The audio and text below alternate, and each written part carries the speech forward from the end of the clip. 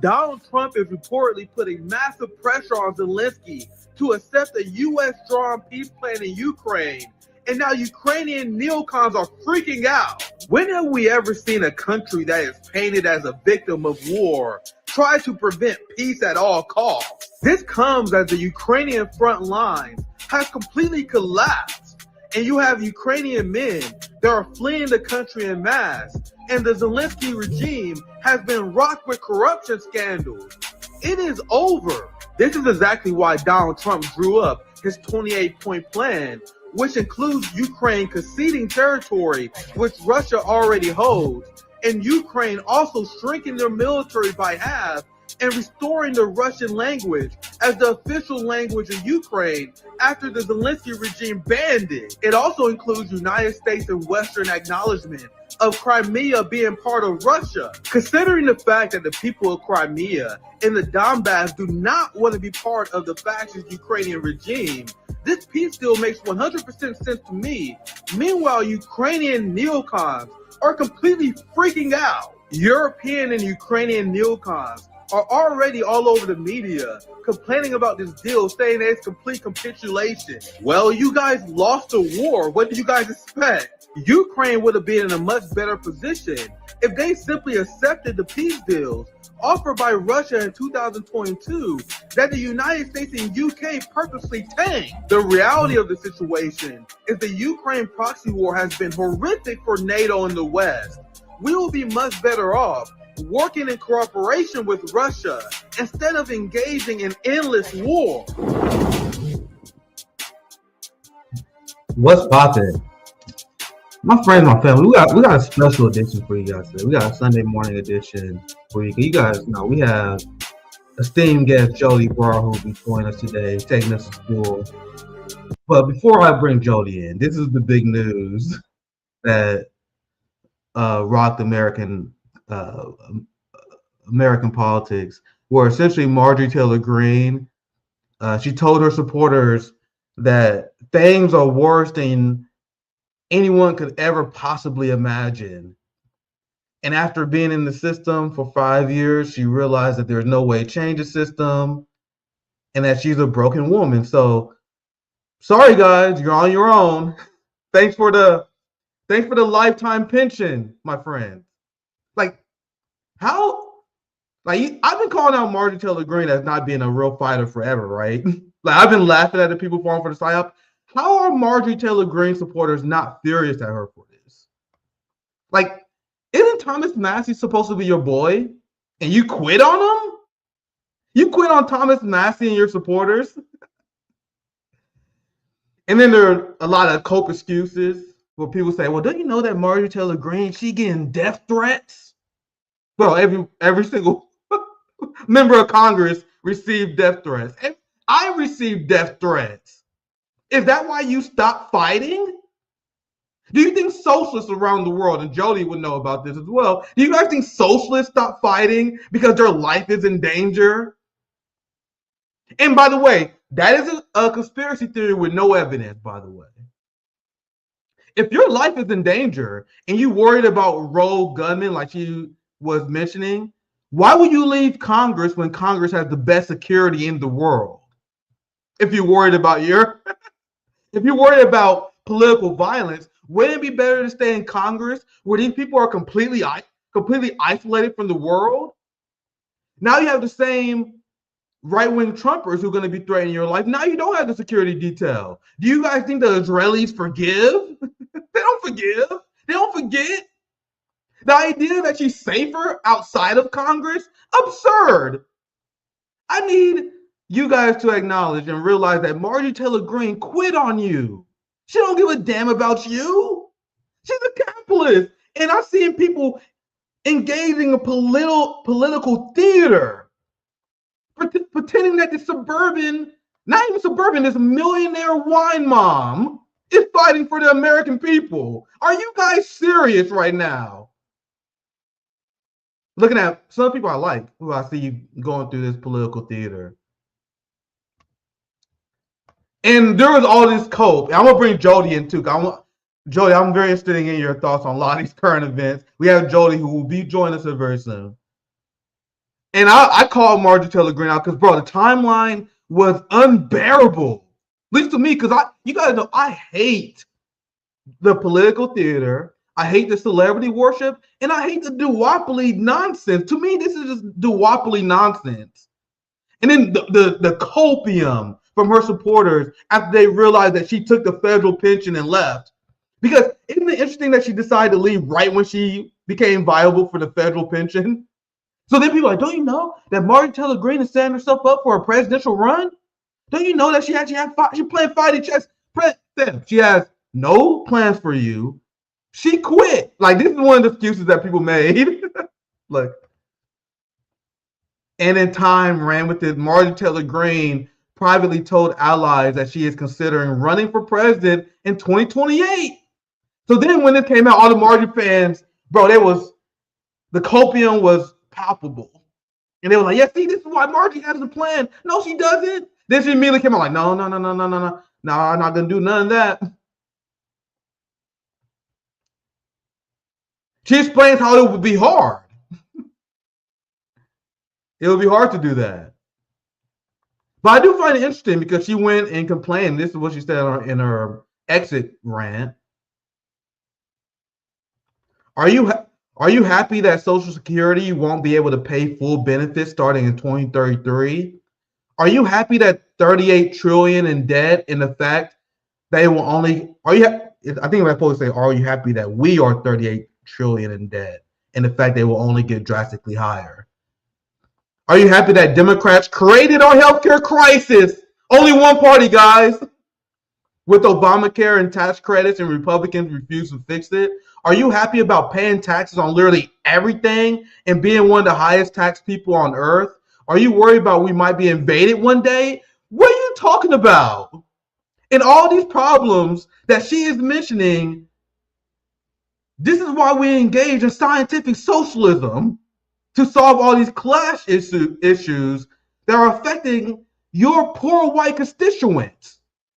Marjorie Taylor Greene hasn't done anything to improve the quality of life for people of Georgia. Name one thing that she has done to improve anyone's life. Not a damn thing. She spent millions of her own money propping up a genocidal billionaire. And people pretend that she's some sort of populist. As far as I'm concerned, good riddance. People like Marjorie Taylor Greene is worried about her safety. But isn't it interesting that Marjorie Taylor Greene isn't interested about the safety of the Venezuelan fishermen that Donald Trump was murdering? So as everyone was desperate looking for a new political hero, here's Marjorie Taylor Greene endorsing Donald Trump's blatant violation of international law. When this in the response to the video where Trump said we're just gonna kill them, it's a short clip. I don't think we're going to necessarily ask for a declaration of war. I think we're just going to kill people that are bringing drugs into our country. Okay, we're going to kill them. You know, they're going to be like dead. And Marjorie Taylor Greene supports that. So isn't it interesting that she's concerned about safety for herself, but not safety for our fellow brothers and sisters in the global South?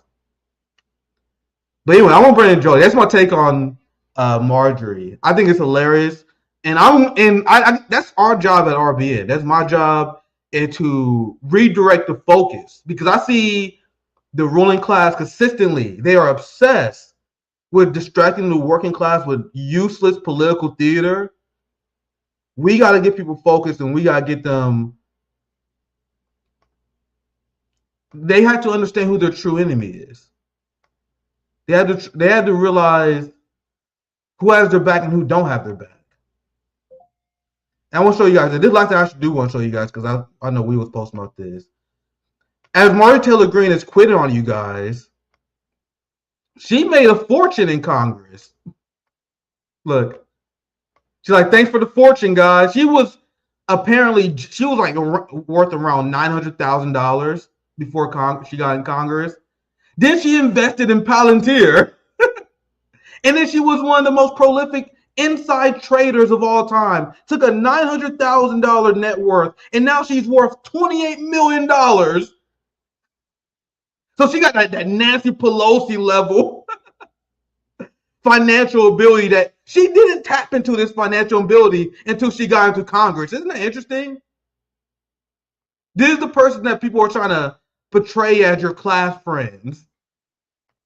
All right, let me bring my guest in. Sorry, I just want to quickly touch on that.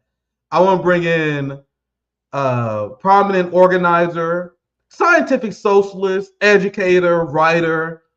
Thank you for joining us, Joti Brar on RBN. Thank you for joining us. How are you doing today? Thanks, Nick. I'm great. It's lovely to see you. Yeah, I want to get your thoughts on this. I want to get your thoughts on, because I've been fighting the DSA left, who's been obsessed with dragging people back into the Democratic Party. You had this big victory with Zoran Mamdani, and this is just another example of how Americans, they just love their political theater. We show you guys the cringe tweet from Ryan Grimm gushing over the Trump-Mamdani meeting. I don't know if you had a chance to see the meeting between Trump and Mamdani. It was a spectacle in the States here. But just to get a story, I want to get your vague thoughts on the strategy of supporting someone like Zoran Mamdani, who is making these backroom deals. Because Trump was very nice to him, and apparently Mamdani said a lot of things that Trump likes. So the DSA strategy is to elect Nepo babies to position of office and then have them engage in backroom deals with the capitalist class, and we're supposed to trust the plan. So Joti, thank you for joining us once again. I want to get your thoughts on the current state of the left and whether the DSA is correct in supporting someone like Zoran Mamdani. What are your thoughts, Joti? Thanks for joining once again. Thanks, Nick. Well, to be honest with you, I think anybody who puts their faith in the DSA at this point in time is frankly somewhat lunatic. It seems pretty delusional after all of the people that the DSA have formally asked you to put your faith in, and the role that they have consistently played in propping up the Democrat Party, as more and more workers are becoming disillusioned and realizing that there's a duopoly and that left and right, Republican, Democrat, makes no difference inside this, kind of, as you said, political theater. What role do the self-identifying socialists, the democratic socialists they call themselves, of America, what role do they play? They run after workers who are realizing that the system can't be made to serve their interests and try to bring them back, right? That's the job that they're playing. So can I just check our signals okay? Yeah, I think I can hear you. Chat, is everything, do everyone hear Joti? Correct. You sound good to me. It sounds perfectly fine to me. I want to get your reaction as well, since we're speaking about the DSA. So as they have this strategy where they plan on shifting the Democratic Party to the left, which has been a complete failure. The only thing they achieved by their entryism strategy is that they received a whole lot of genocide that their party supported, that their party voted against resolutions condemning socialism. I'm not sure if you've seen this. Let me show. I'll put this one up first. The House passes a resolution condemning socialism. Yeah. After a high number profile Democrats vote in support of the measure, including Hakeem Jeffries. Hakeem Jeffries, who Zoran Mamdani is actively protecting from primary challenges from his own DSA members. So do you see this, Joti? Yeah, it's classic. And to be honest with you, we see exactly the same thing in Britain. We've had this decades-long campaign by all kinds of self-identifying socialists, most of whom are not well, of course, they're all not socialists, but they're either revisionist communists or they're Trotskyites. And Trotskyism, we've got books on Trotskyism from our party, so you can read all about it. But basically, it's a psychological operation, right? It's a misdirection. It's people, leaders who identify themselves as socialists and then lead the people who follow them, up a blind alley and keep them busy doing nothing that's going to harm the status quo, keep them away from genuine revolutionary socialist activity. And let's just kind of rewind a little bit. This concept of democratic socialism, the whole purpose of it is to differentiate you as a respectable socialist from those non-respectable socialists, i.e. scientific socialists, i.e. communists, right? The difference between people who call themselves socialist and communist in the West, what it means is the people who call themselves communists are the ones who are fighting for system change, which will be socialism to start with, but will eventually lead to communism, right? The people who call themselves socialists, they're not trying to change the system. They are trying to persuade working people that there's such a thing as kinder capitalism, right? Kind capitalism, capitalism with kinder characteristics, gentler capitalism. What they actually mean is a bigger share of the imperialist super profits for the working class in the West. And we'll accept all of your looting and genociding abroad. The vote you talked about just now is a perfect example that Zohra Mamdani is propping up, one of these guys who's voting against socialism, right? It's the circle we see endlessly with this type of dead-end politics. But the whole real aim of the Western socialist movements, as opposed to genuine communist movement, is to keep workers campaigning for a version of imperialist capitalism that treats them a little bit better. And the deal that they want to strike is, if you give me a better house and better wages, it's fine. I don't care how you got that money. And if it means you've got to double down on looting and genociding all over the rest of the world, I'll turn a blind eye to that, right? That's the deal that the socialists, so-called self-identifying in the imperialist countries, that's the deal they're asking for, basically. The reality is what they want is back to 1945. It's not coming back, right? Those conditions are gone.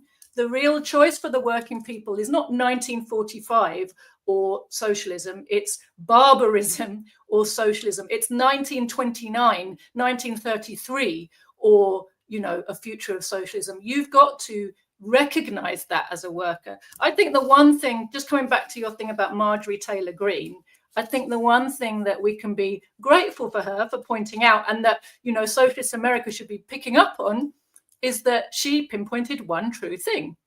You can't change the system from within for the benefit of the workers. Now, I'm not saying that's what she tried to do, but she made that statement, and that's useful. Yeah, I 100% understand what you're saying there. And I want you to expound on this a little bit more, because you mentioned Trotskyism, and that's something is what we mentioned on our channel many times before. You guys read a lot of books. How will you define the biggest difference between someone who is more of a trot versus someone who is more like me? I'm more of a tanky, like I'm tanky as fuck. I don't apologize for it. So what do you think has been one of the biggest flaws of people who follow Trotskyist ideology, Joti? Fundamentally, Trotskyism as an ideology is incoherent. If you look at it throughout Trotsky's lifetime and his various positions, they contradict one another. What is consistent about them is opposition to Lenin.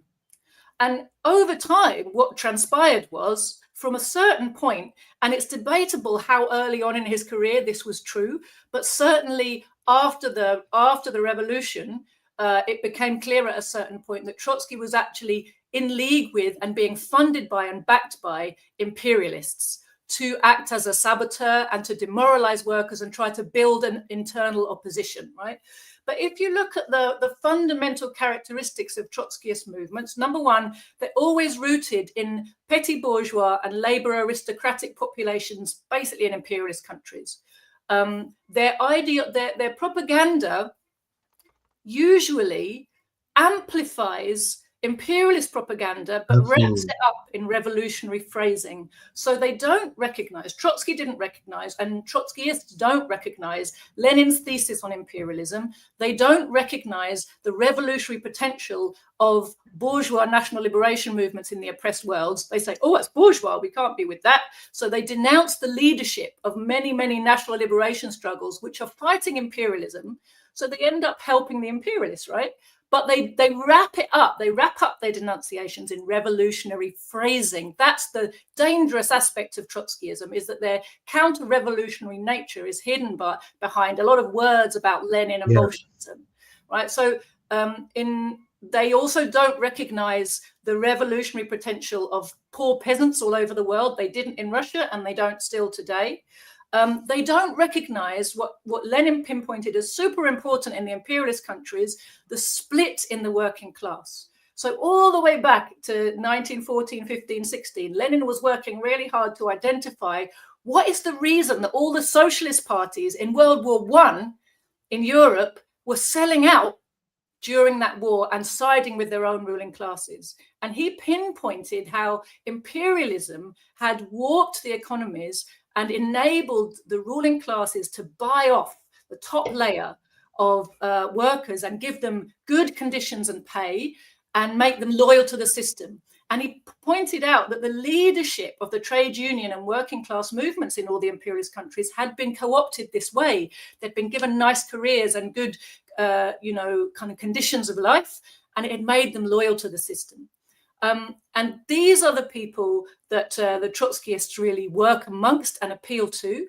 But the Trotskyists themselves don't recognize that this is an economic fact. They identify, everybody who's working class as the same and don't see the difference. And then abroad, people who are very revolutionary but not from a proletarian background, they will denounce them and say that they can't be revolutionary. So the end result is they end up always siding with imperialism, even though they wrap it up in revolutionary sounding phrases. And one of the ways you can spot a Trotskyist today is their absolute vitriolic hatred for Joseph Stalin. And of course, the reason that there's so much hatred for Joseph Stalin is because he represents the most successful and first and most important building of a socialist country, right? Marxism was implemented in a brilliant way during the Lenin-Stalin period of the Soviet Union in every field. And the achievements of Soviet socialism, of course, sent the ruling classes all over the world absolutely reeling and made them kind of frenzied in their anti-communism. And, Trotskyism represents that. Trotsky endlessly created propaganda all the way from the death of Lenin until the death of Trotsky. Trotsky's main propaganda plank was attacking the leadership of the Bolshevik Party, attacking the building of socialism, trying to undermine the confidence of the workers inside the Soviet Union and the confidence of the workers outside the Soviet Union in what was happening. And he was endlessly predicting how it was all about to fall, how another revolution was needed. If you look at what happened in 1991, when the counter-revolution finally succeeded in the Soviet Union, Trotskyist organizations all over the world hailed it as the revolution Trotsky had said was needed to fix socialism. Jesus Christ.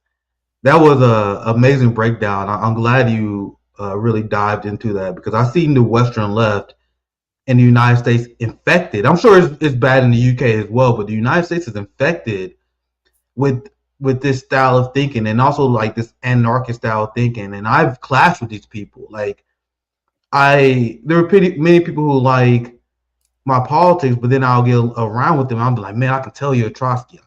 I can tell that you are falling for these empire talking points. What you mentioned earlier, they are the ones who usually legitimize the empire talking points. Like in terms of like views and clicks and clout, I would have been much better off if I would have kept up with the Dr. Cornel West style left. Because remember, Dr. Cornel West, he used to come on RBN all the time, but he had this tendency to always condemn Russia, always condemn China. And what the breaking point is where he started praising Alexei Navalny as a freedom fighter. You guys remember that? Yep. You guys see how these patterns develop? Go ahead, Joti. Feel free to interrupt me now. Feel free. You got anything you want to add?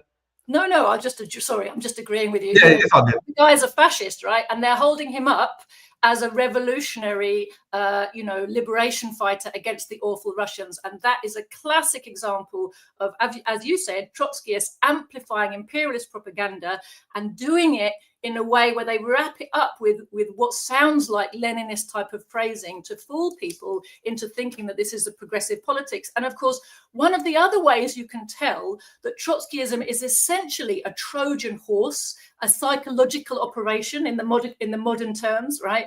It's been a century-long psychological operation in our movement. And one of the ways you can tell that is Trotskyist leaders and Trotskyist organizations are always being mentioned in our ruling class press.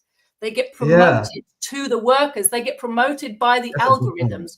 People like us do not. Right? There's no BBC show that will ever invite me on. Not only the BBC, but the whole mainstream media won't invite me or anyone from my party, won't mention the name of our organization, but they will constantly promote. Even if they do it in a negative way, they know damn well that's promotion. They're putting the name of the party and its leaders in the minds of the people, and they do the exact opposite with us. We have blanket silence. That's why you guys see Dr. Cornel West on CNN. And Dr. Cornel West called it the Jimmy Dore left. Only because we had a criticism of his take of Alexei Navalny, where he was trying to prop up this neo-Nazi fascist who was siding with the CIA to overthrow his country. Like, there was confirmed leaked audio where he was working with the British MI6 and was receiving payments of millions of dollars in order to destabilize Russia. And people like Dr. Cornel West was defending him. And I view that as a massive red flag, and which led to one of our fallouts. Then you have Bush Ware, someone who seemed like a good guy, but he repeats the CIA talking point nonsense about the Uyghur genocide in China.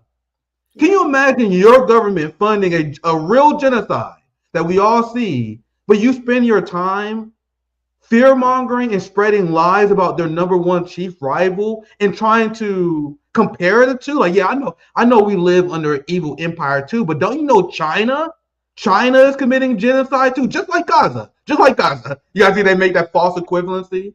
Yeah. They're also the same people who will condemn Venezuela and Russia. Speaking of Zoran Mamdani threw Venezuela and Cuba under the bus and called them authoritarian regimes, which is why he was allowed to win his office of mayorship. Exactly. And this is what I fundamentally disagree on. It's not a small disagreement. A lot of people think, like, man, Nick, why are you always going after Zoran? Why are you always going after the people when you agree with 90% of what they say? Like, fam, it's a fundamentally different belief system where I'm not going to advocate for receiving the spoils of imperialism like they do. I don't want the spoils of imperialism. I want to dismantle the imperialist structure. Joti, you have anything you want to add to that thought? Like Zoran condemning Venezuela and China. Why are they doing that? Joti, anything else you want to add? I think you pinpointed it perfectly there, Nick. But I would say when you hear a politician do that, it should be an absolute red flag. It's not like like you say, it's not like a small policy difference. They are signaling to the ruling class their respectability. The fact that they are never going to do anything to try to mobilize the working class to undermine the status quo and dismantle the system and dislodge the financial elites, right? They are auditioning, essentially, to be allowed to have this job in the political circus, which is, you're right. You pinpointed that earlier. That's exactly what it is. It's a distraction mechanism. The Congress is not where decisions are really made. It's the rubber stamping machine, and it's filled with yes men and women who understand what their role is. And the news cycle that's made to keep us all so busy is full of fabricated controversies between, people who essentially are all on the same side. And they all work for the same system. And the ruling class taking the decisions and deciding what really goes on are not the people in Congress or in the Senate. They're not the people in Parliament or the House of Lords. They are the people, the people who own the banks and the big corporations. And they have created a whole machinery of policy making and policy implementation. And, laws that they need implemented are drafted elsewhere, and they're passed through Parliament or Congress to be rubber stamped by people who know what their job is, essentially. And, odd bits of controversy or differences, apparent differences between them. It's all a lot of show and distraction to keep people busy, isn't it? Yeah, that's extremely very well said. And you're teaching me a lot just about this conversation, Joe. That's why it's always great to have you on. I want to vaguely ask you what a lot of people in the West get wrong about Stalin, because I hear that a lot all the time. To me personally, my descent into becoming a full-fledged Marxist-Leninism came from reading the Black Panthers, and they describe why Marxist-Leninism is the path forward to Black liberation. And I've seen the relationship that the Black Panthers and many Black liberation fighters had with the USSR, who also supported liberation movements all around the world. So I got into communism following the Black radical tradition, with the acknowledgement that there's been this solidarity between Russians and Black Americans for decades.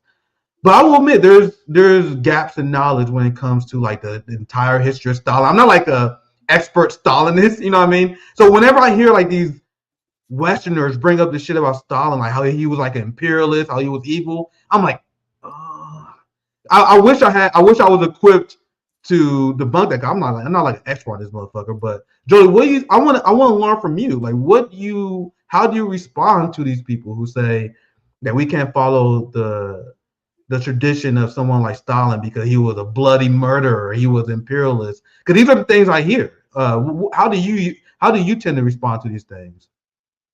The first thing that I say to somebody who says those things, who genuinely believes those things and isn't just a state provocateur or a troller or whatever. I hear it all the time. I hear it on left Twitter. I know you don't pay attention to stuff. On left Twitter is dominant, where people are always denouncing Stalin. I'm like, what? To me, it's absurd. But what's your thoughts on that, and how do you tend to address that? I think the first thing to say is you've been lied to.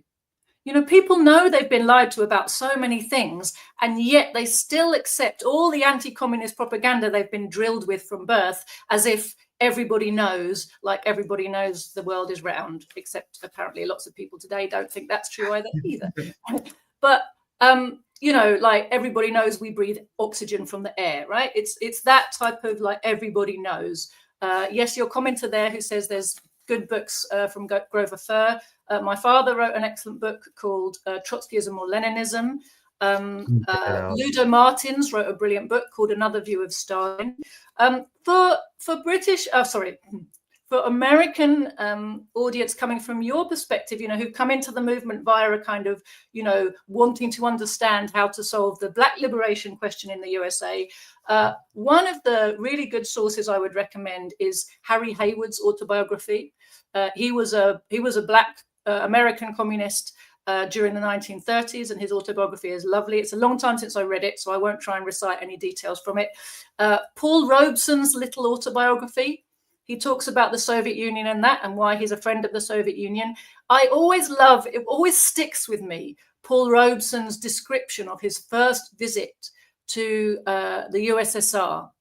And what he said was, it was the first time in my life I felt like a man and not like a black man. Interesting. Yeah. Interesting. So, and that, of course, was during the Stalin era. And he sent his son to school in the Soviet Union because he wanted him to grow up feeling like a human being and not like a black boy in the United States of America of that time. So Paul Robeson's little book, Here I Stand, is a wonderful description of the life of an oppressed black man in the USA, and a description of why he identified with the USSR and wouldn't denounce it during the whole McCarthy era. Presumably you know about Paul Robeson and how he was persecuted, and how they, although he was this incredible and much loved international artist, the McCarthy government took away his passport and wouldn't let him travel. And he would do concerts down the phone to people because he couldn't travel anymore. But anyway, he was a phenomenal character. So I would recommend those as kind of little places to start to introduce you from that perspective to the USSR, from the question of national liberation and anti-racism. The USSR during the period of socialist construction, which was the period of Lenin and then Stalin, from the end of the Civil War up until the death of Stalin was 1953.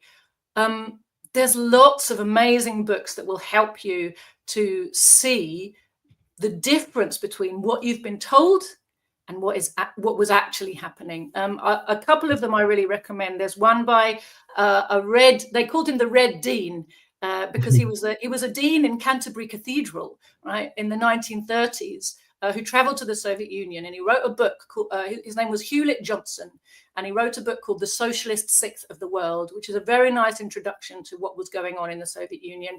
Another author who's brilliant, who was an American journalist, was Anna Louise Strong. All her books are wonderful, but the Stalin era is a really nice one. Now, the only caveat I have with that book is it was written after he died.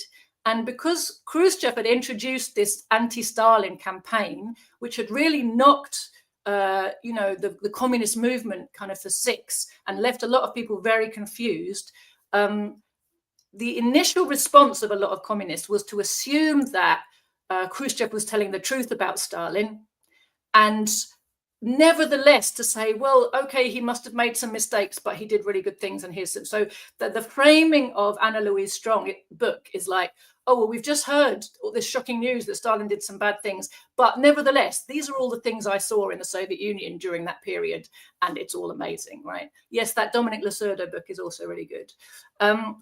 But what was I going to say?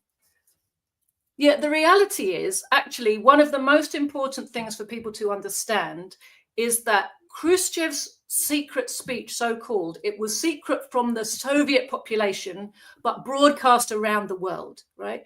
This was a massive, massive coup for the imperialists.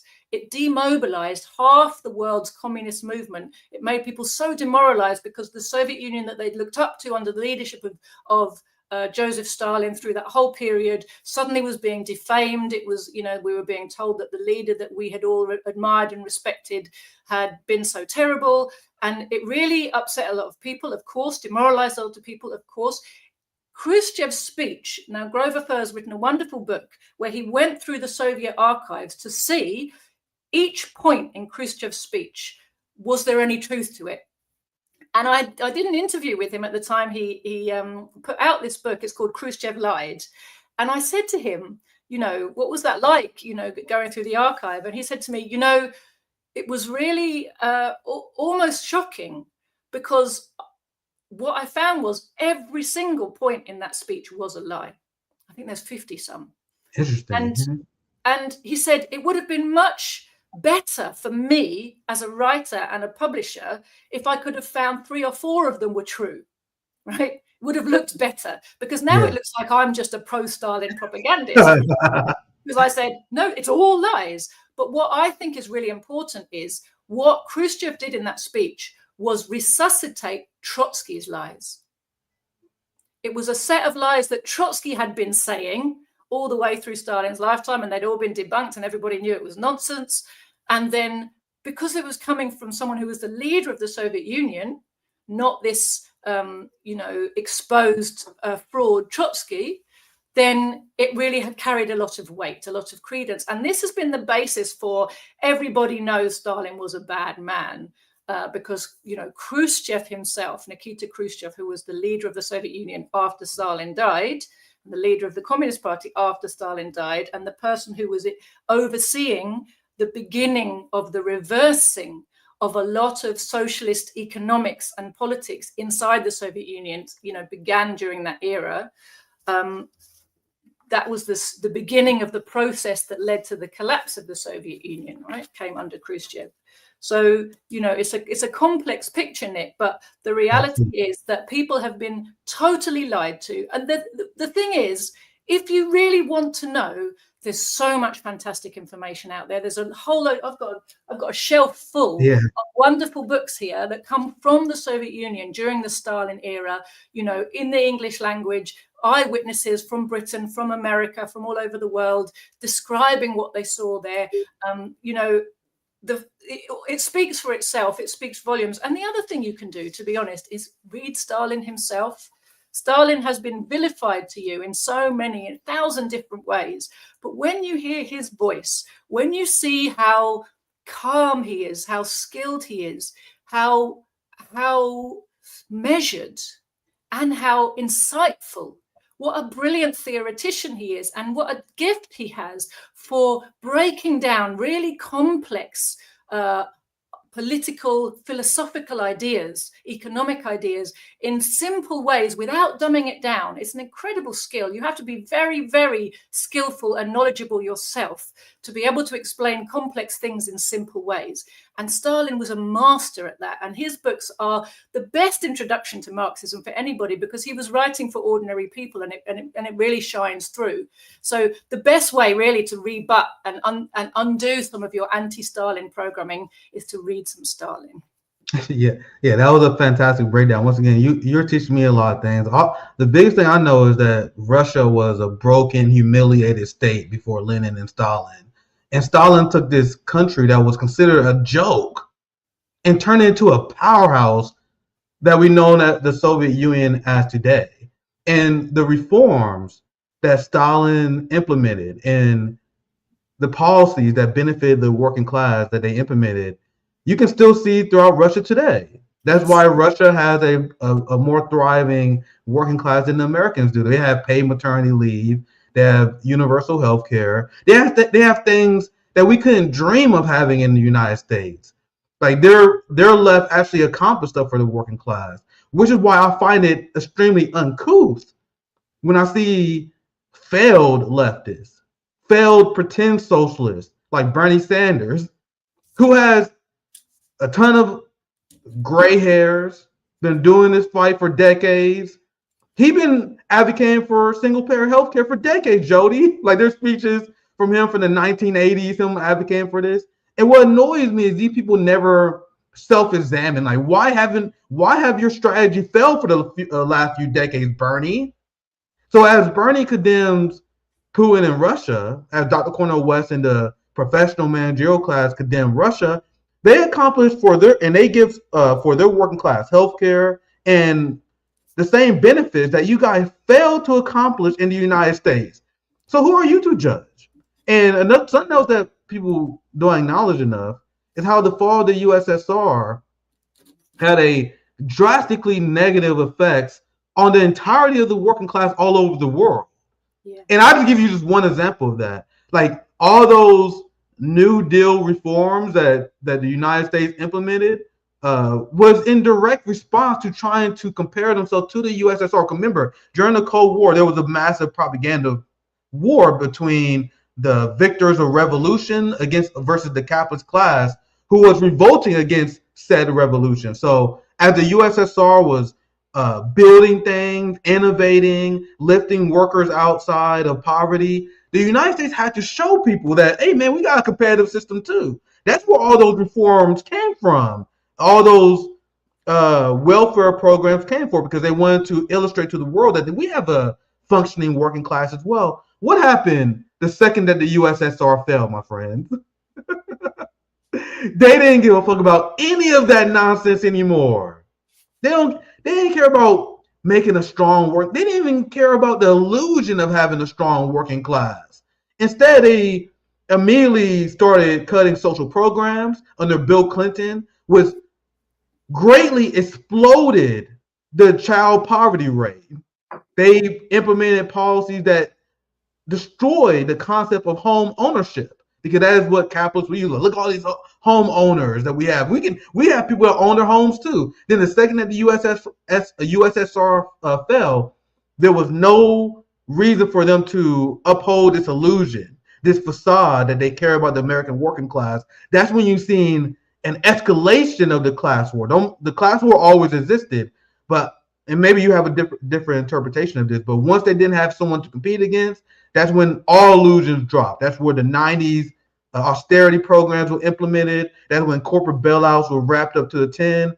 The fall of the USSR, it has been devastating for the working class all over the world. Well, let's get to a few headlines I'll share before, because this get back to what we were discussing here. Because as there's no longer any like pretext of caring about the working class, you have the capitalist class straight up rubbing it in our noses. Look, as Zohar Mamdani wins, the first thing Democrats do was pass a resolution condemning socialism. And this was also another resolution that the United States supported. You guys notice that these resolutions, there's always like these core evil states and evil ideology. So In the United States, they condemn socialism. In the United States, they condemn food as a human right. They believe that food should be a human right. Now, you have the United States, Israel, and Argentina, who just had this vote, which exposes the genocidal West. I don't know if you saw this, Joti, but look, out of 178 countries, only the United States, Israel, and Argentina opposed a UN vote against torture and other cruel, inhuman, or degrading treatment or punishment. And people wonder why my politics is just generally anti-United States. People are like, Nick, you just anti-America. You just anti-United States. Yeah, I'm kind of anti the state that condemns torture. We have there's the amazing president of Mexico, Claudia Sheinbaum, who's been trying to lead a charge to lift the sanctions on Cuba. You had the entire world. I didn't have a savior. I'll just think about it now. But the entire world condemns the United States embargo on Cuba, except the United States, Israel, and Ukraine. So I thought it was interesting. Joti, do you see this? Do you see how the United States and the West are consistently playing this key role in upholding the genocidal world order? The United States, Israel, and Argentina supporting torture, but the Western left wants you to think that Russia and China is evil, for example. So Cuba, I want to get your thoughts on this, because the Cuban embargo has been hurting. It was a part of the Cold War that we were just discussing, the capitalist class retaliation against revolutions. Why do you think there is this intense focus on to continue to punish Cuba? Joti, what's your thoughts? You know, for as long as the imperialist system exists, any sovereignty, and especially any socialism, is a massive, massive threat, because for as long as it's there, it's reminding people that there is an alternative, that there is a way out, right? What Cuba represents is humanity's future. And of course, what it represents is the death of the capitalist exploiting ruling class. So it's not surprising that their hostility is permanent and endless and bottomless, and they don't care how many people they starve to bring Cuba to its knees. They have no interest in the life of either Cuban workers or American workers. They have an interest in perpetuating their system, and that means re-exerting their dominance over the world, reasserting it at a time when it's very shaky, right? Underneath this whole drive to war, we've got to recognize what's underpinning the desperation of the war drive right now, and the intensification of the war drive is the deepening of the economic crisis of the capitalist system. Like, there's a lot of commentators who just leave this out of their analysis all the time. And I think without recognizing that that's the broader picture we're looking at, you can't make sense of the war drive. People try to make sense of it in this kind of like, oh, but you know, they want kind of human logical explanations, and they come down to personalities of this person or that person, this leader, that leader, you know, or this class, these type of people. I hear this, like, they have no reverse gear, or they can't admit they're wrong, or they're just obsessed with this thing. No, what's going on is the imperialist system is in a deep global economic crisis. It's teetering on the balance of a massive, massive collapse and meltdown. They're trying to stave it off with money printing, which creates its own problems of endless inflation, right? Which again creates social unrest. This is why they need their controlled opposition on the left and the right. Now that people no longer believe in the mainstream parties, they're sort of outsourcing the left wing of the left and the right wing of the right into new organizations in many, many countries. In America, they've managed to keep those left and right wings still inside the party, but very much as almost distinct entities, right? The DSA is a kind of distinct entity, although it really operates inside the Democratic Party, but it's seen as something sort of fundamentally different. And the same with the kind of Tea Party, Trump bit of the Republican Party. But, you know, all around the world, you see in the imperialist countries, you see that the working class has lost faith and lost trust in the system, and especially in the mainstream political parties left and right. And everywhere you see the right wing of the right, they create a new party. The left wing of the left, they create a new party. And they try to present those as anti-establishment disruptors, What they're really trying to do is keep workers who are beginning to believe that the electoral system doesn't and can't work for them. They're trying to keep them pinned into focusing on elections and changing the personnel of the system, right? People who are beginning to realize that changing the personnel does nothing. That's why I said at the beginning that one admission of Marjorie Taylor Greene's is worth all the rest of the shit, right? Just pull that out and say, yes, this is true. Changing the personnel of the system will not fix anything, won't change the system. They're not the people in charge, even if, you know, Comrade Joti Brar, my father, used to say, you could elect 650 socialists into the Houses of Parliament, you wouldn't have socialism. You can't deliver socialism through, you know, through control of the Parliament, because the Parliament itself is not where the ruling class operates from. The Parliament is there to receive the orders. You've got to dismantle the whole machinery of exploitation, which is very big and extensive, and it becomes more extensive the smaller the ruling class is that's trying to hold on to power over a huge majority of other people.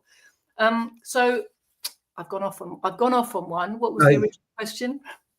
I was asking about Cuba, but you're spitting. You're teaching us really well, Joti. I just have to get back round to what I was talking about, and sometimes I lose my way. No, I'm the same. I get it. I'm loving the education you're giving us this morning, Joti. Yes, thank you. So Cuba represents a permanent threat to the imperialist ruling class, and they will do everything they can to try to starve the Cuban people into submission. I think what you have to recognize, actually, is while the imperialist sanctions have been successful in making life difficult for Cuba, remember, Cuba is this tiny island.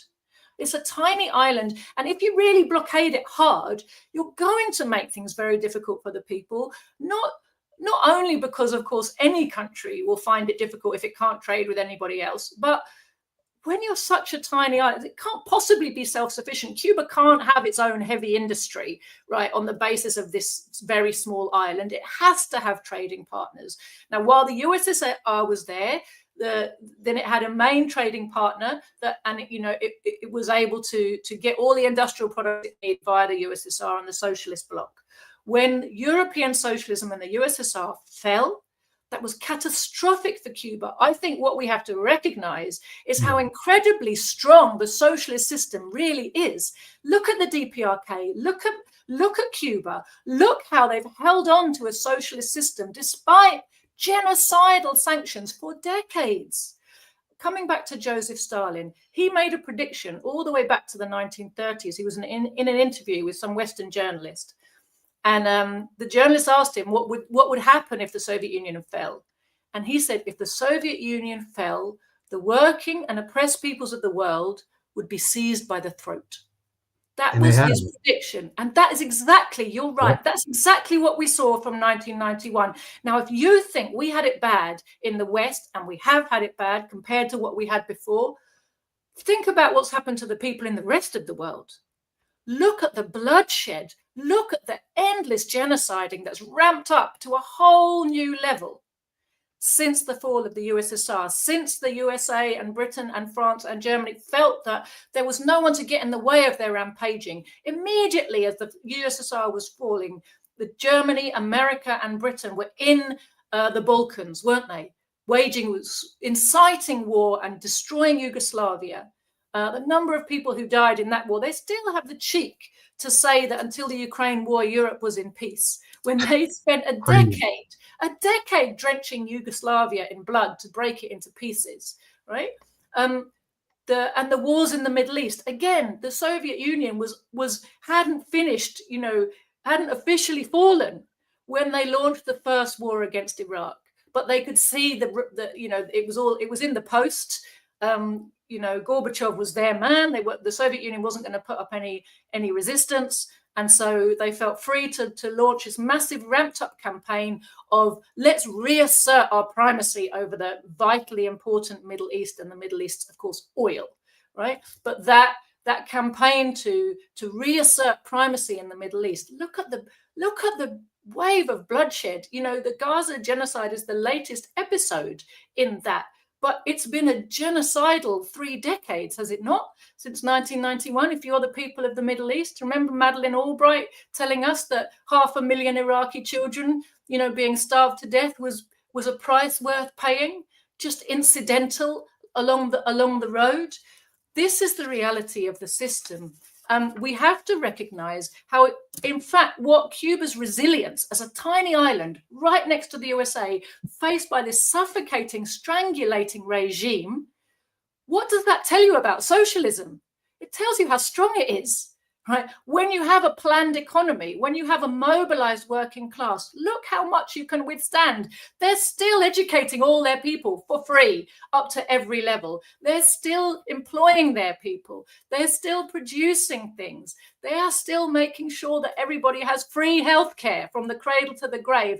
They have better life expectancy in Cuba, despite these incredible sanctions that are trying to starve them and strangle them. They have better medicine and better life expectancy than 99% of US workers do, right? So this shows you how incredibly strong socialism is. And the idea, we're supposed to judge socialism by the difficulties that Cuba faces when it's a tiny island being strangled by a massive, all-powerful neighbor. Mm-hmm. What we need to recognize is, look what they've withstood, and they're still there, and they're still not backing down. What does that tell you? That tells you that ultimately the power of a risen people is really indomitable. You see the same when you look at the DPRK. You see the same when you look at Venezuela. Once you mobilize the people and you harness their power and bring it into the state and the productive forces in a meaningful and systematic way, you create something that is 1,000 times stronger than any capitalist society, even an imperial society with all these advanced weapons. And the other just little point I'd like to make about the balance of forces in the world and what began the tipping point. A lot of people now are looking and talking about the multipolar world order and the rise of Russia and China and how that's starting to stop, the USA in its tracks. And that's absolutely true. But we have to recognize something, which is the beginning of that was the October Revolution in 1917 in Russia, the beginning of there being non-imperialist powers in the world, socialist working class powers in the world, who could outstrip technologically the imperialists. Remember, imperialism is not just a financial power, it's financial power backed up by the most advanced technology, which means the most advanced weapons. And when you go everywhere with all your money and you've got weapons behind your back that says, if you don't accept our financial might, we'll force it on you at the barrel of a gun, and our weapons are much more advanced than yours. It's an unequal contest and you can't stand up to us. That was the basis of imperialist domination of the globe up until 1917. After the October Revolution and the growth of national liberation, but especially after the growth and development of socialist industry and the unleashing of the potential of the Soviet people, what we started to see was that the USSR, if it had stayed on the track it was on, it was starting to overtake the most advanced imperialist powers technologically. And that's the basis still of Russia's ability to stand up for itself. It's the basis of China's ability to stand up for itself, Cuba's, Venezuela's. It's the base of the whole anti-imperialist world's ability to look back at the imperialists and say, no, you can't push us around. But this outstripping, this undermining of the imperialist ability to just go everywhere and dominate with their advanced technology, this is what socialism, this is the power that socialism has given to workers everywhere. And it's what makes socialism such a threat. Which is why I unapologetically advocate for socialism, and I find people who are afraid to use that word, who are afraid to engage in class war. They say we need to advocate for populism. Your populism without class war, class analysis, without any sort of scientific revolutionary theory is useless. Why you guys think the quote unquote populist failed thus far? Like, we have two distinct choices for the society: socialism or fascism. The capitalist class is going to do everything they can to steer us to fascism, and I understand, and I think there's legitimate arguments to be made that we're already there. But this will be the last thing I'll share for today, and I'll get your thoughts on this. This has been an amazing theory-based 1 hour show, a Marxist power hour we had this morning. So it was great to have you on, Joti. I'm going to get to my quick segment. This segment not be too long. We're going to discuss the collapse of the U.S. labor market that the United States media is completely hiding. I know multiple people in my personal life who've been laid off. I know people in my personal life that are going through it, and it's very heartbreaking. Like, if you guys see me screaming, melting down on stream, if you see me melting down on the timeline, it's because I'm a real American who's feeling the real pains of our failed system. Like, this is a working class channel. Like, I'm not millionaires like TYT and others. I have family members who are struggling. I don't have health care, and I haven't had health care for like 7 years, ever since I stopped selling cars. And one of the jobs I had a long time ago, before I started selling cars, is a job that I would have done for 25, 30 years. You guys would have never heard of me if we had a coherent system, because I took pride in my labor. I used to have this job while I was building printer cartridges. And you guys see why I was laid off, though, because there's not a lot of need for people who build printer cartridges anymore. But I used to love working with my hands, man. My dad's a mechanic. My dad was a mechanic. I love working my hands. I would have been 100% okay with finding an industrial job where I build things for our society, and just make a decent money. I don't need to be rich. Just make decent money. Maybe I'll invest into a house, raise a family. That's all I wanted out of the society, and we was robbed of it. Like, I look around at jobs now. Like, a few years ago, you guys know we make a lot of financial sacrifices at RBN. I'm not gonna lie and tell you guys about maybe 3 years ago. I thought about quitting doing this shit before. I'm like, man, I'm struggling. Let me find a factory job. Guys, it doesn't exist. The job that was available just when I left high school, it wasn't good back then. Don't get me wrong, it wasn't good in 2010. But even the jobs that was available in 2010, they are gone now. Like, people don't understand, the capitalist class, they have no plan to dig us out of this hole that we are in. We are in a gigantic AI bubble. Our entire economy is fake and propped up by Wall Street corruption. And now you have people being laid off all around the country. There's no, and we are in a position right now. I've seen this segment that wasn't even worth covering. I saw it on CNN where they were like, man, if you get a job now, you better hold on to it. And it was all chuckling. Yeah, you better hold on to that job. All the millionaires on the panel laughing at the plight of the American working class. So my healthcare, I see someone say you better get healthcare. Fam, my healthcare plan is to eat an apple and box 2 or 3 times a day, try to stay healthy, which I'm still very, very healthy. Thank God I'm young, man. When I get older, I'm fleeing. I'm gonna move to, if I can't accomplish healthcare in the United States, I had to flee somewhere else, because I see people with medical bankruptcies, people who are being laid off left and right.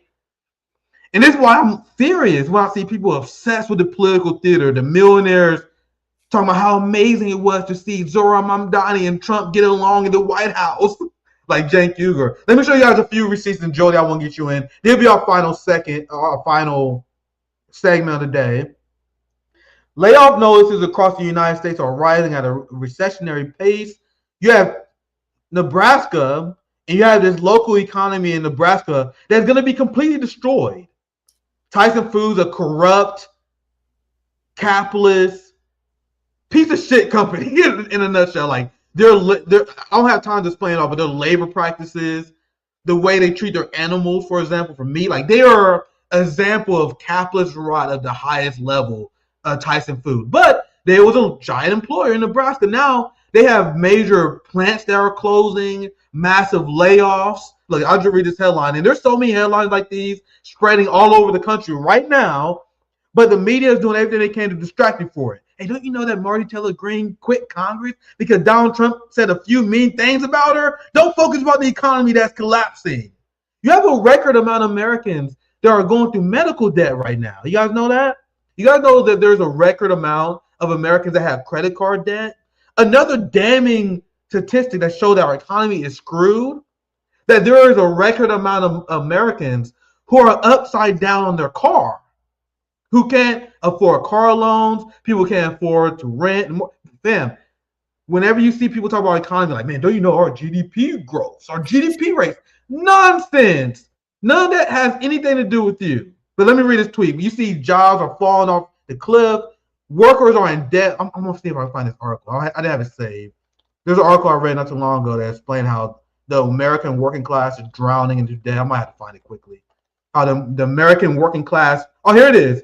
I don't know if this is the same exact article, but this is what I'm referencing. Look. Yeah, this is not the exact same article, but you see, most workers are drowning in debt. Communists, we're all about ending the debt of the American working class while the capitalists keep you enslaved. And look at this one. Last one I'll read, and Jodi, I want to get your thoughts on this. Collapsing neoliberal empire. And guys, they're going to steal, they're going to rob everything and suck this country dry, and then they're going to flee. They don't have a plan for you. United States layoffs are running at crisis pace. Crisis pace. Companies announced 153,000 jobs was cut in October, nearly tripling the number from 2024. It was the worst October for layoffs in 22 years. The AI bubble is going to burst, and people need to start planning what they're going to do. And there's a reason why we are pushing hard for mutual aid. There's a big reason why we're pushing hard for socialism, because there needed to be a plan to counteract the real pain that the American people are about to feel. So, Jodi, this will be the last topic we cover. I want your thoughts, just in general, about the collapse that we predicted. Like, if you read scientific socialists like Jodi, it doesn't surprise her. It doesn't surprise us. It's just how should socialists react in these kind of times, Jodi? Any final thoughts on this segment? Anything you want to add in terms of what the American people, how they should respond to these economic crises that we're seeing? Definitely. Well, the first thing is, thanks, Nick, is to recognize that this is how the system works. And to really understand that, you need to study Marxism. And I suggest that people do study Marxism. If you come to my party's website, for example, which is thecommunists.org, we've got a Marxist study program there that you can work your way through. And of course, at the same time as studying, you need to get organized and get active in a communist party. But you have to do it knowing what you're trying to achieve. You've got, like, running around being an activist like a headless chicken. There's no point to that. You have to have a program. You have to have an organization. Your program has to be aimed at raising the consciousness of the working class and popularizing a Marxist understanding amongst the masses. That's what's needed, because it's not individual activists who are going to fix things. It's the working class in motion, having understood that what it needs to do is bring down this system and build a new one. And it needs a party to help it do that. But the party won't do it by itself. The party has to connect this science with the masses. So having said that, I just want to make a couple of points about what you were saying. You've pointed to indications of what I was talking about earlier, which is the deep and deepening economic global crisis, okay, of the capitalist system. And one of the things to understand when you're looking at all these layoffs is this is all part of the process that's been ongoing for a long time. In Britain, as the oldest industrial capitalist country, we are also the earliest country to begin this process, and therefore the furthest along. And that's the process of what people today are calling deindustrialization, but what Lenin pinpointed as the export of capital. So in the imperialist era, in the era of monopoly capital, what happens is the capitalists, in order to keep profit rates high in a situation where they've impoverished their own workers, right, to the point where the workers can't buy back the goods they're making. So they need to expand their markets. But then what they discover is just selling goods to the rest of the world doesn't make you as much money as if you move production to other parts of the world. Then, because the land is cheaper, the raw materials are cheaper, the laborers are cheaper, there's fewer regulations, etc., you make super profits. And then you bring back those super profits to the home country, use them to buy a bit of social peace, and do the whole thing again, right? That's what the system of imperialism actually is. It's an economic global system of monopoly capital, right? It's not the foreign policy of this or that government. It's a global economic system. And if you read Lenin's book, Imperialism, the Highest Stage of Capitalism, you can really understand that a lot better. But so when we look at the overproduction crisis, which is what it is that we have right now in the world, and all of the symptoms of that. We're seeing like the asset bubble, like accelerated export of capital to where more profit can be made because wages are lower. The plan that the ruling class has is war for loot, right? If you look at the last time the imperialists were in a quite an economic hole, it was the end of the 1980s. If you look back to that era, you'll remember there was a lot of attacks on the working class. So there was a lot of resistance from the working class, but there was a lot of rising unemployment.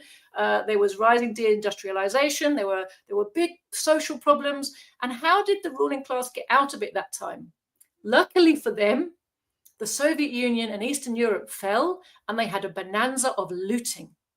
But because the Soviet Union, which was the bastion of socialism, had fallen and the working class movement was demoralized and disorganized, that looting benefited a tiny proportion of society. And at the same time they were looting around the world and giving their system a massive shot in the arm, the imperialists were also, as you said, Nick, they were cracking down on the working class at home. They were pushing down wages, pay, conditions, cutting back services, and that has been continuing ever since. And so the two strategies that the ruling class employs in times of crisis as now is more austerity, accelerate the process of pushing down the conditions of the workers at home. So the massive workers are losing everything they gained in the post-war period and becoming much more like or being pushed down towards the level of the poorest workers anywhere else in the world, right? Reharmonize the position of the majority of proletarians in the imperialist countries to the level of proletarians anywhere else in the world. That's part of the strategy. Push down on all the social provision that takes away from profitability, right? And on the other side, it's war. Conquer or reconquer liberated territories and loot them, rather than having to buy things from them, right? And market prices. That's not how you make maximum profit. And at this time of, deep economic crisis, it's a massive orgy of looting is what the imperialists need. And of course, what they also desperately need is for China as a socialist country and as the main pillar of the world anti-imperialist movement and the main example to workers everywhere that they don't have to just stick with what they've got. They need to bring China down. Particularly, they want to loot China, but they also need to get rid of, like we said with Cuba earlier, right? They need to get rid of that example. So this drive to war is an existential one. It's not that you can rationally persuade the imperialists not to make war. They have to make war to try to resolve their crisis. And if they are victorious, they'll be back in this situation in 10 or 20 years' time, right? So even if you sat on the side and said, oh, well, to rebalance our lives and make the system work again, maybe it's okay for them to win the Third World War, right? And, then we'll have peace for a bit if we just leave them to it. But we won't. The workers will never have peace under this system. What we have to remember is that war and inequality, poverty, these are all results of capitalism and capitalist imperialism. And let's come back to, you were asking about the Soviet Union. Let's just come back to that again. What did it do? It abolished hunger.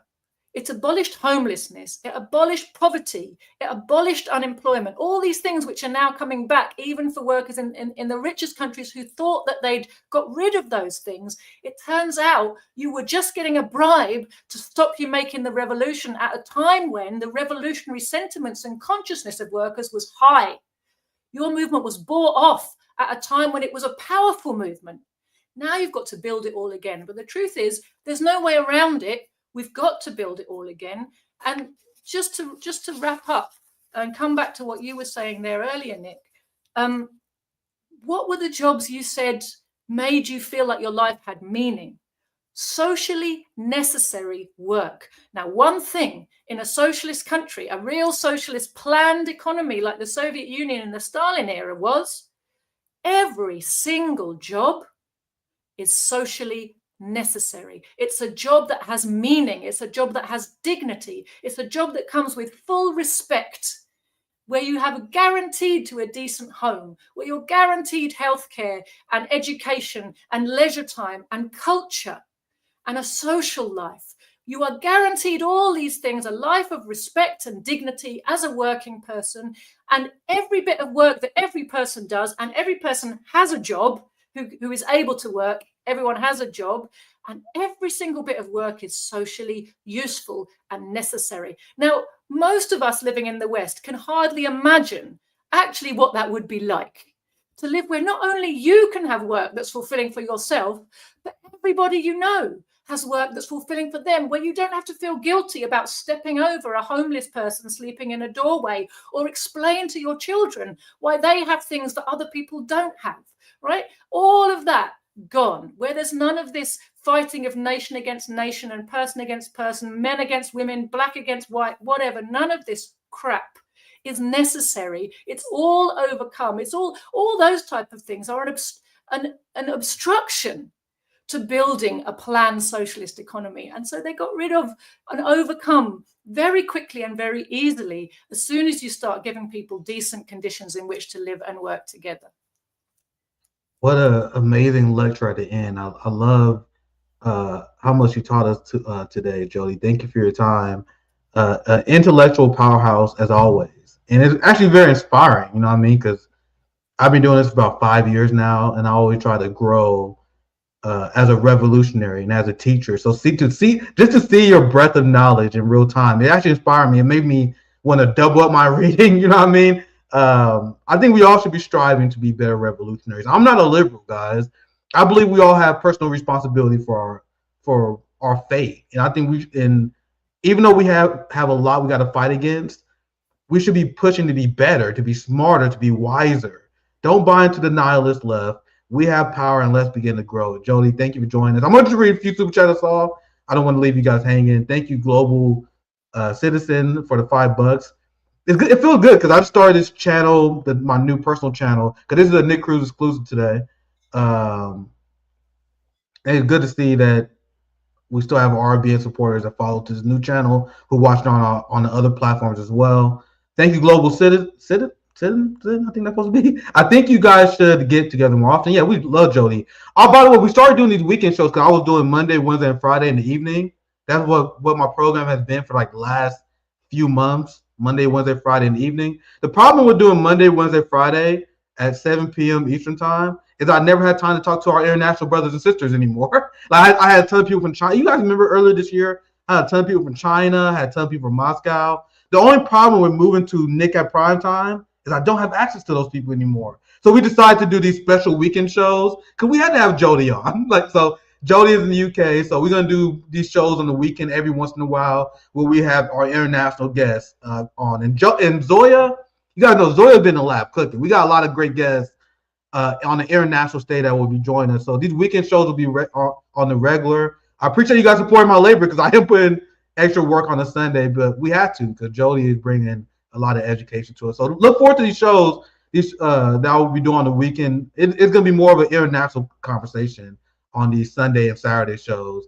Thank you, Willie, for your $5 and for your super chat. And thank everyone for watching and supporting the stream. This is the website that you linked earlier before. Joti, I give you opportunity. Anything else you want to shout out? Anything else you want to plug before we wrap up your stream? It was great hearing your insights once again, my friend. Thank you, Nick. It's really nice to be with you, and I really appreciate the work that you're putting in our joint struggle. So just to let people know, if they don't already, that I have a Telegram channel. It's just my name on Telegram, and my party has one also, the Communists with an S.